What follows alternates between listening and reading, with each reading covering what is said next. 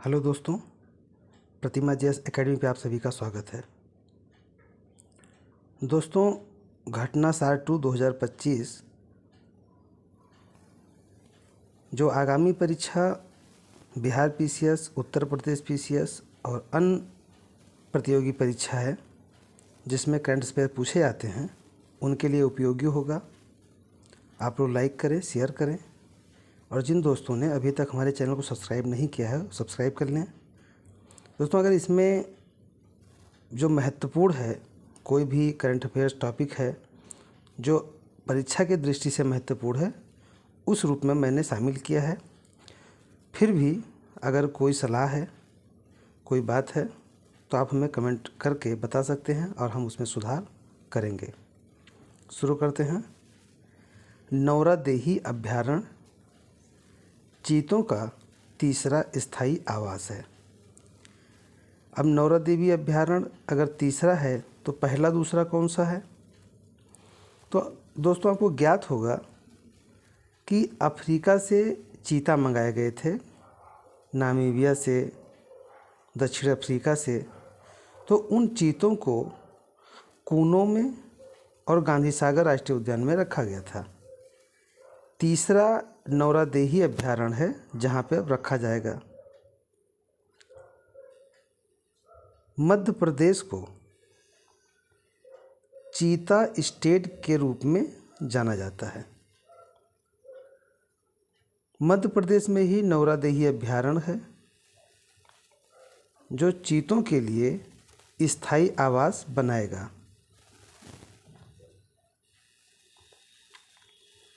यह कदम Kuno national park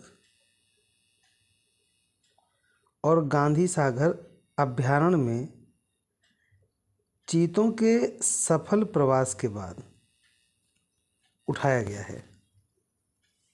यानी जब अफ्रीका से चीता आए थे, लाया गया था चीतों को, तब इसी कूनो और गांधी सागर अभयारण्य में ही इनको रखा गया था। अब उन चीतों को जिस तरह का माहौल चाहिए, जिस तरह का आवासीय आधार चाहिए, उसमें वो सफल हो चुके हैं, उनका प्रजनन भी शुरू हो गया।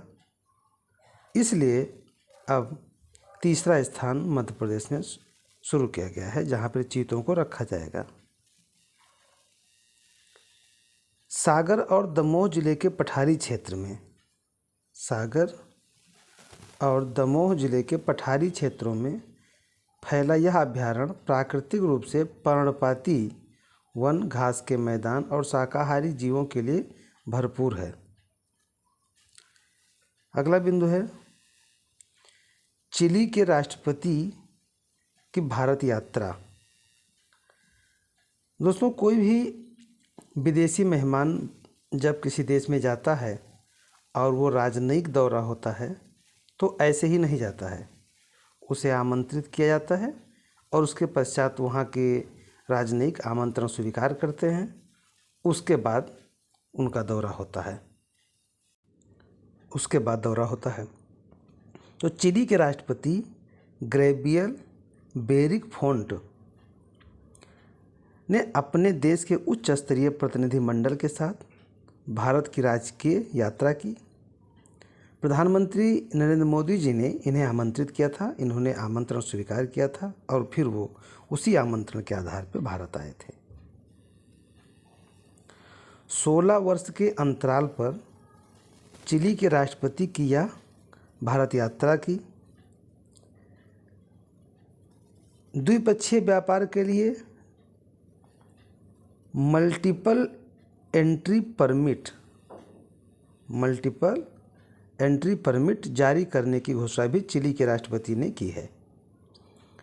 तो यहाँ पे स्टेटमेंट के रूप में प्रश्न बन सकता है या ऐसा बन सकता है कि हाल ही में किस देश के राष्ट्रपति जिनका भारत दौरा था मल्टीपल एंट्री परमिट जारी किए हैं, या ऐसा पूछ सकते हैं कि हाल ही में चिली के राष्ट्रपति, या ऐसे हो सकता है कि चिली के राष्ट्रपति ने मल्टीपल एंट्री परमिट जारी करने की घोषणा की। तो चिली में नहीं किए हैं, किए तो चिली के राष्ट्रपति ही हैं, लेकिन उन्होंने भारत में किया है, भारत दौरे पर रहे तब उन्होंने इसकी घोषणा किया है। तो इन सब चीज़ों को भी ध्यान रखना जरूरी है। दुबई के प्रिंस की भारत यात्रा।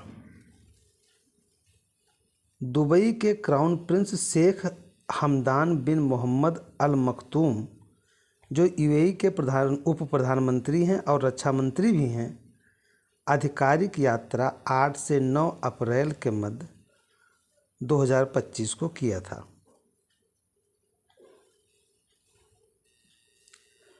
IIM अहमदाबाद का एक कैंपस दुबई में स्थापित किया जाएगा। देखिए, कई बार ऐसा क्या होता है, जब कोई वैदेशिक राजनयिक आते हैं तो समझौते होते हैं, कई ऐसे मेमोरेंडम साइन किए जाते हैं जो एक दूसरे के व्यापार को बढ़ावा देना है, कल्चर को बढ़ावा देना है, शिक्षा को बढ़ावा देना है या इंफ्रास्ट्रक्चर को बढ़ावा देना है।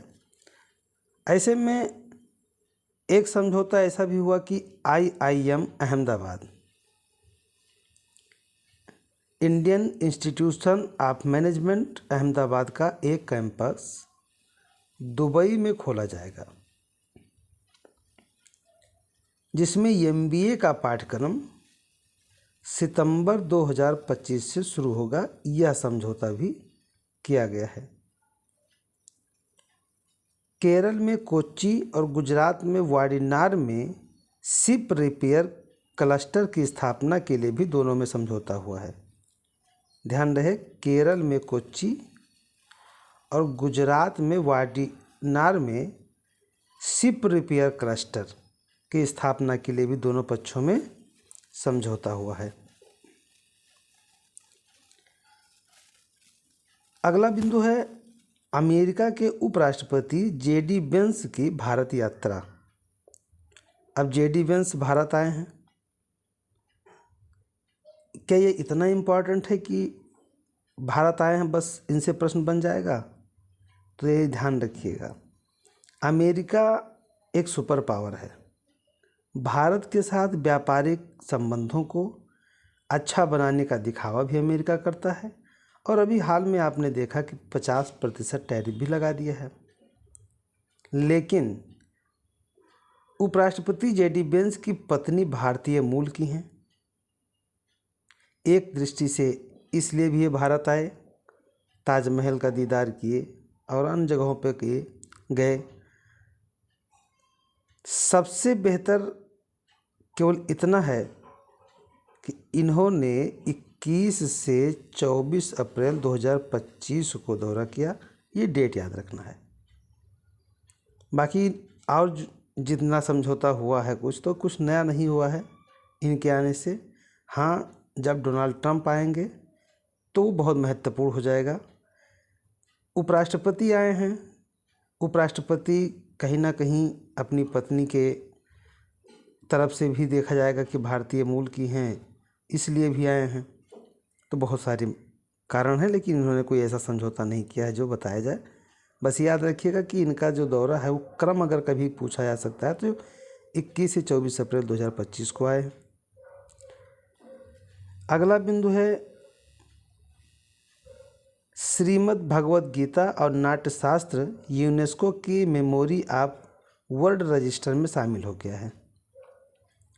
तो इसमें महत्वपूर्ण क्या है? महत्वपूर्ण यही है अपने आप में, प्रश्न यही पूछ लेगा कि बन आएगा कि हाल ही में यूनेस्को की मेमोरी ऑफ वर्ल्ड रजिस्टर में भारत के किन धरोहरों को शामिल किया गया है?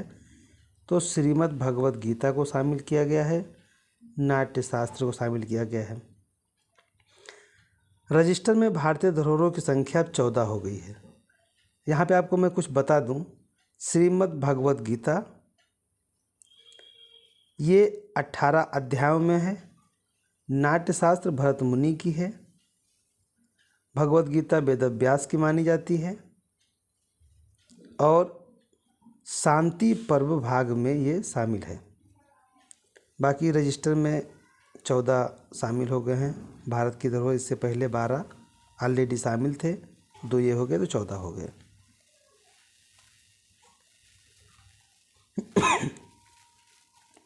भारत का IGIA दुनिया का 9वां सबसे व्यस्त हवाई अड्डा बन गया है। IGIA मतलब इंदिरा गांधी अंतर्राष्ट्रीय हवाई अड्डा। ये कहाँ पे है? दिल्ली में स्थित है। 2024 में विश्व का 9वां सबसे व्यस्त हवाई अड्डा बना। इससे पहले इसका कौन सा रैंक था? तो 2023 में 10वां रैंक था, 2021 में यह 13वां था और 2019 में इसका 17वां स्थान था। 2019 में इसका 17वां था। तो प्रश्न यह दिमाग में आ सकता है, क्या इतना पूछ सकता है? देखिए, आयोग है, पूछने का तो कुछ भी पूछ सकता है, लेकिन इतना नहीं पूछेगा। ये स्टेटमेंट में बनाएगा कि IGIA हवाई अड्डा 2023 में 9वां था और 2024 में 10वां हो गया। बदल देगा तो गलत हो जाएगा। तो इसलिए मैंने लिख दिया है कि 23 में 10वां रैंक है, 24 में 9वां है, 21 में 13वां था, 19 में 17वां था। फिलहाल और सब भूल जाइए, केवल 23 में 10वां, 24 में 9वां स्थान रखिए। तो विश्व का सबसे व्यस्तम हवाई अड्डा कौन सा है?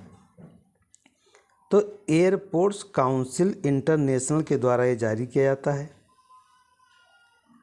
विश्व के व्यस्तम हवाई अड्डों के संबंध में आंकड़ों का आकलन एयरपोर्ट काउंसिल इंटरनेशनल ACI के द्वारा किया जाता है। अमेरिका का अटलांटा इंटरनेशनल एयरपोर्ट शीर्ष पर है, यानी सबसे व्यस्त हवाई अड्डा अगर देखा जाए तो यूनाइटेड स्टेट ऑफ अमेरिका का अटलांटा इंटरनेशनल एयरपोर्ट शीर्ष पर है, सबसे व्यस्त है। उसके बाद दूसरे नंबर पर दुबई है, जो कि यूनाइटेड अरब अमीरात UAE में है। अगला बिंदु है 5 विदेशी विश्वविद्यालयों के कैंपस भारत में हैं।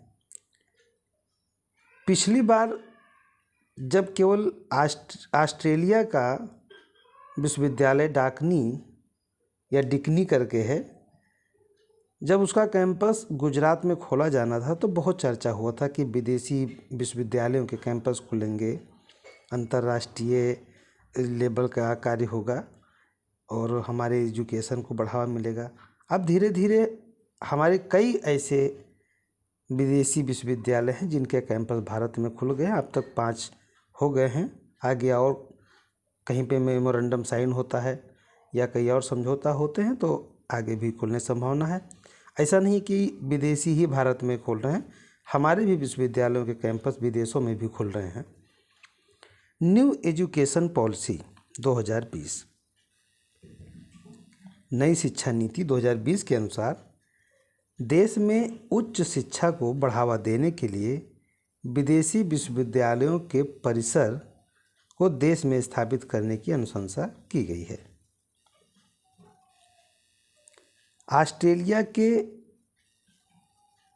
वोलोंगोंग व डिकनी विश्वविद्यालय के परिसर गांधीनगर के गिफ्ट सिटी में स्थापित किए गए और संचालित हैं।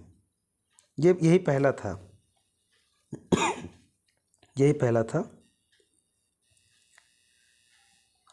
ब्रिटेन के साउथहैम्पटन यूनिवर्सिटी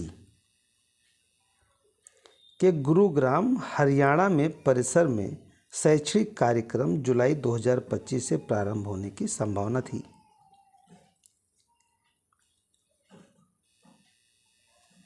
इलिनोइस इंस्टीट्यूट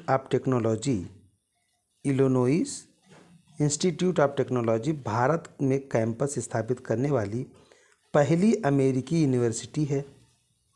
यानी ब्रिटेन का भी आ गया, ऑस्ट्रेलिया का भी आ गया, अमेरिका का भी आ गया। अगला है वेस्टर्न सिडनी यूनिवर्सिटी को टेक्नोलॉजी व रिसर्च में पढ़ाई के लिए प्रसिद्धि प्राप्त है। इसमें उत्तर प्रदेश में ग्रेटर नोएडा को अपने कैंपस लोकेशन के लिए चुना है। जो वेस्टर्न सिडनी यूनिवर्सिटी है, इन्होंने अपना कैंपस उत्तर प्रदेश के ग्रेटर नोएडा में स्थापित करने के लिए लोकेशन को चुना है। देश भर में 103 अमृत भारत स्टेशन का उद्घाटन किया गया। अब अमृत भारत स्टेशन क्या है? उन सारी सुविधाओं से लैस होगा जो आधुनिक रूप से आवश्यक है। 22 मई 2025 को प्रधानमंत्री नरेंद्र मोदी जी ने राजस्थान के बीकानेर स्थित, ये इम्पोर्टेंट है, पहले तो 22 मई याद रखिए, 22 मई 2025, उसके बाद राजस्थान के बीकानेर स्थित देशनोक से देश के 18 राज्यों और यूटी के 86 जिलों में 103 अमृत भारत स्टेशनों का उद्घाटन किया गया।